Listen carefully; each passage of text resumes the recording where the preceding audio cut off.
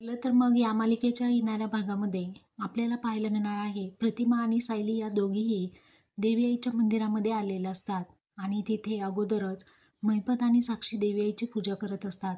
इकडे आपण पाहत आहोत की महिपतला पाठमोऱ्या साईडने प्रतिमा पाहत असते आणि तिला पूर्वी घडलेले प्रसंग आठवू लागतात.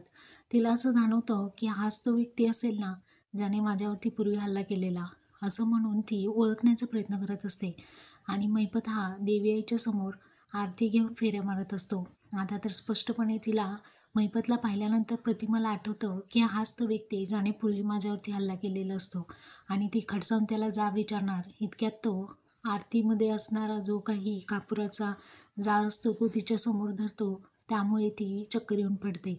आता मोठा आवाज आल्यामुळे सायली तिथे येते आणि सायली म्हणते, प्रतिमा आत्या नक्की महिपतला घाबरल्या की त्यांना पूर्वीचं काही आठवलं. तर असा हा काही भाग होणार आहे.